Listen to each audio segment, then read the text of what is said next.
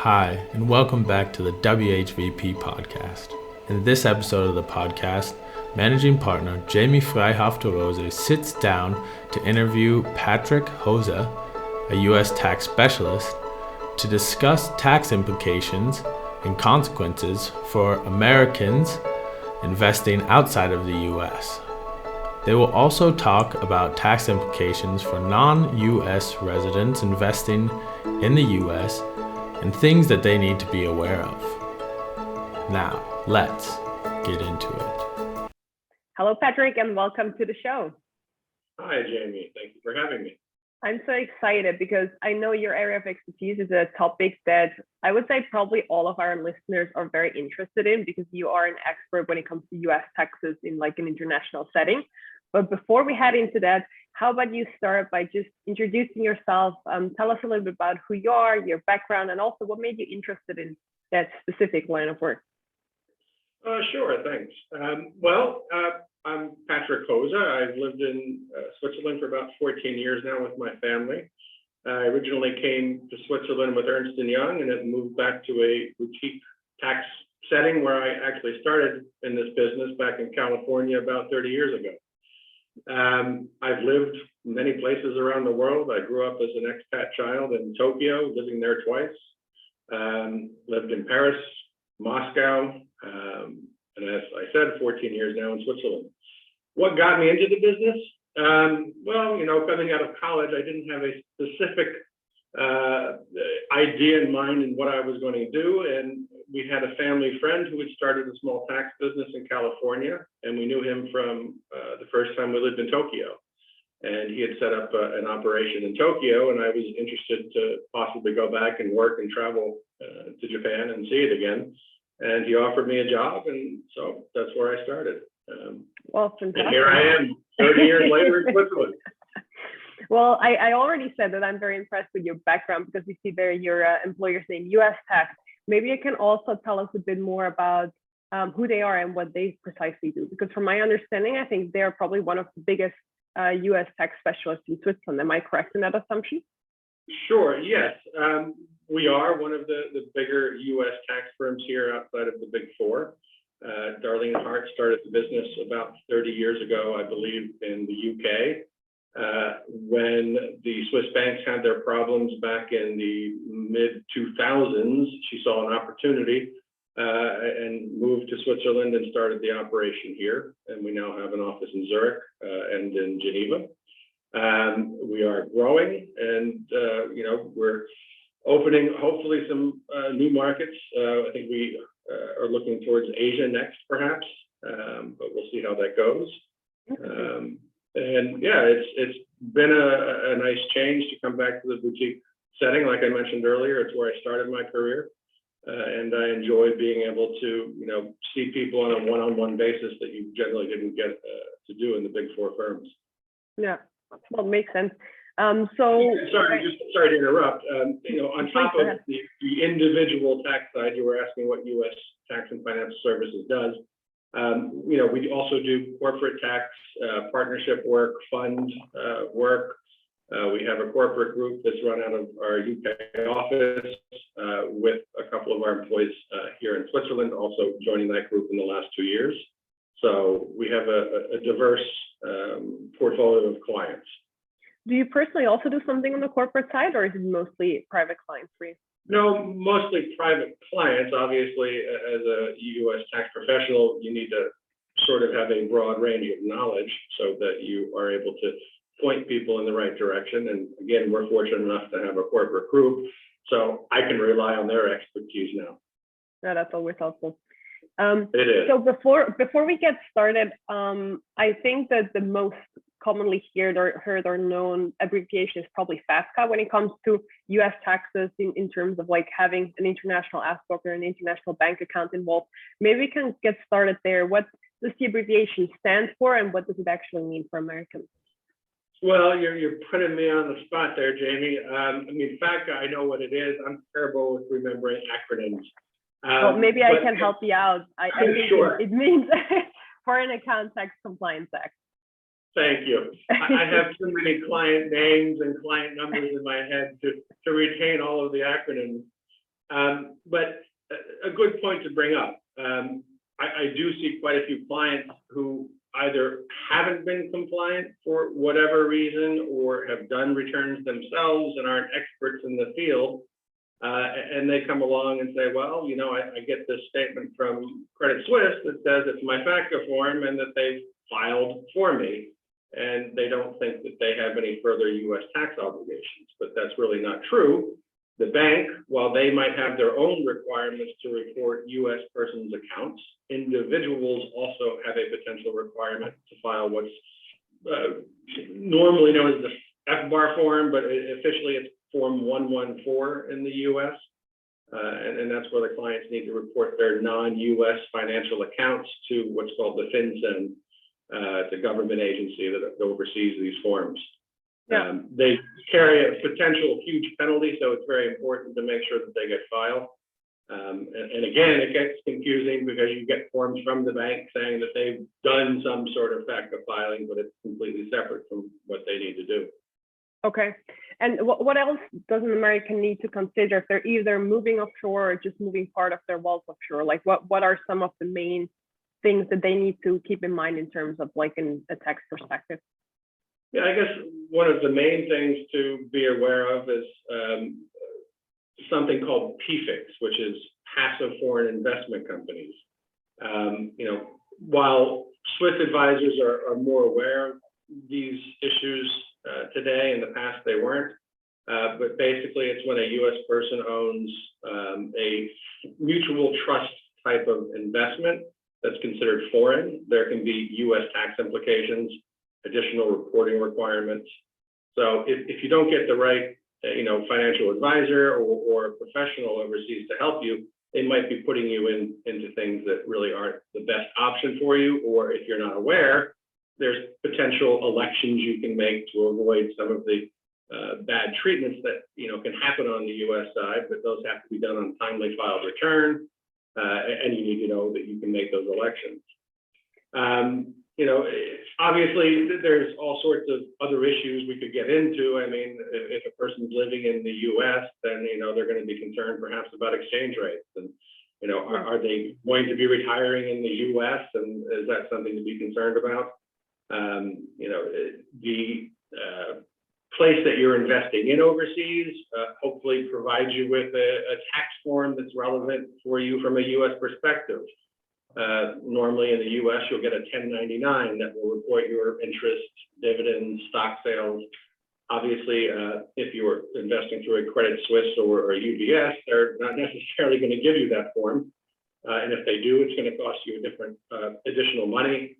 You might have to invest a certain amount to get to a group that would actually provide those kind of forms. So when you don't get those forms, that becomes more of a compliance issue, having to, you know, convert things into U.S. dollars and keeping track of, you know, records of when you purchased things, when you sold them, if you're reinvesting dividends. It can become very complicated if you're not getting the forms from the bank itself. Yeah, absolutely. Maybe if I can add something about the whole PFIC topic that you mentioned, I think that's a very important point for people who are listening to us on a regular basis. We always say that if you're an American, you have to be very careful in selecting your partners abroad because you need someone that actually understands the U.S. aspect and the U.S. side of things. And while it's possible to manage a handful of American clients, even though you're not SEC licensed, the problem then usually is that those like tiny technical details are being overlooked, which then can lead to significant negative consequences. So it's definitely worth it spending a little bit more time on due diligence and thinking also about the expertise that people have that want to be working with Americans. So now you've already mentioned a couple of forms that people need to file in the U.S.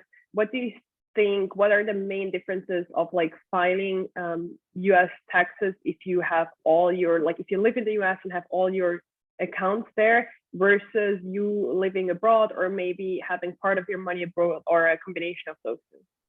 Sure. Well, like we talked about earlier, you have the FBAR form, which is a separate filing from the tax return. About, I want to say 7 years ago now, 8 years ago, the U.S. instituted, or the IRS instituted a new form to be filed with your 1040 called an 8938.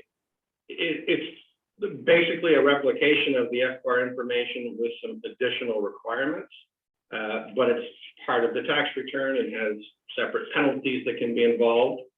And that form for people living in the U.S., I think starts at around $50,000. If you have foreign accounts that are in excess of that amount, then you have to file the form. If you're living abroad, then that goes up to, I think, 200,000 to 400,000, depending on if you're single or considered married.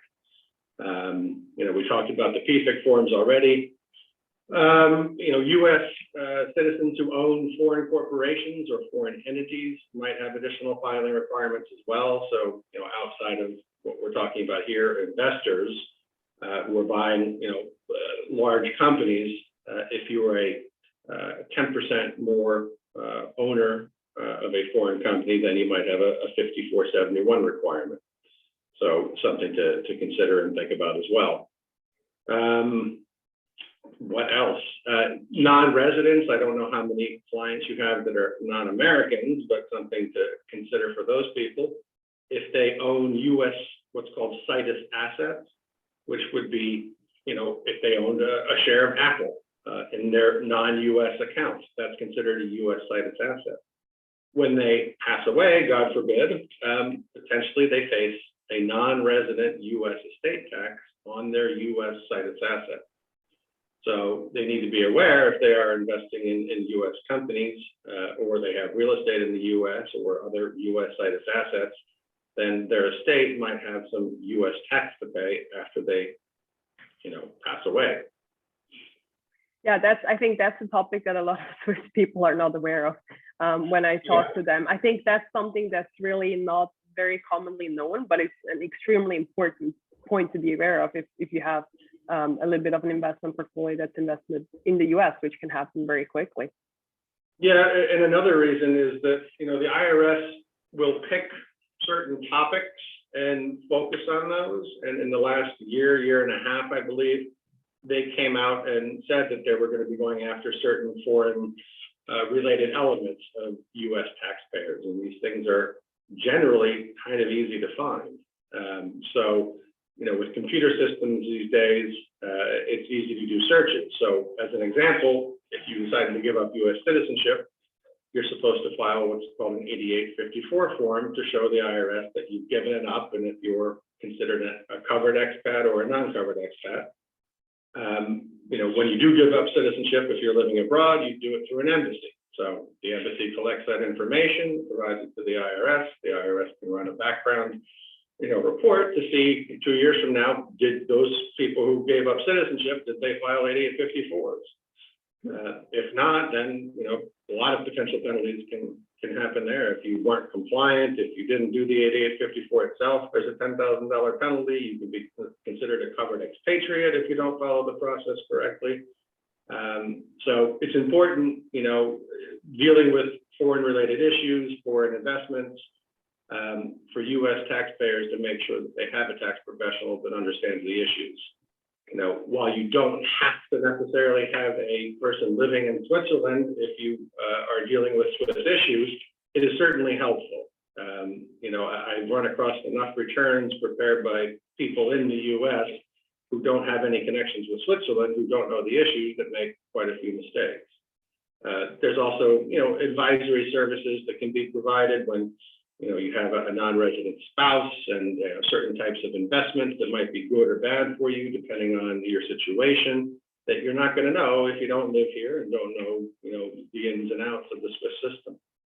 I think that's a very important point that you're bringing up here. Like, again, the due diligence on the U.S. person the person you appoint for your tax filing, whether that person should be in the U.S. or in Switzerland, irrespective of the jurisdiction. Do you have a couple of questions that people could ask to judge whether or not someone understands the international side of taxes? Well, I guess rather than asking, look at your tax returns and see if, did you do an 8938? Were you over the limit for a person living in the U.S.? Again, around $50,000, I believe. Have you been filing FBAR forms? Do you have mutual fund type of investments in your, foreign investment accounts. So I don't know if you would necessarily go and ask your tax preparer questions. What I personally would recommend is getting a second set of eyes. Spend some money on an hour of advisory services with somebody maybe from Switzerland, or a second, tax provider, just to get a second opinion. Just like a doctor. I mean, if you, are told you need a surgery, generally you're going to go out and get a second opinion. So if you're talking about, wealthy individuals with, potential for mistakes and tax implications, it's worth it to spend a little money to get that second set of eyes. Yeah, makes sense. And how can people get in touch? So if they want to learn more about you, what you do, if they want to reach out to you, how can they best get in touch? Well, behind me, you can see U.S. Tax. That's the name of the company and financial services. You can Google us. I think we have a website. All of the individuals who work here are listed. I'm on there as well. I'm the director of tax here in Switzerland. My email address is available through the website. So Google's your friend.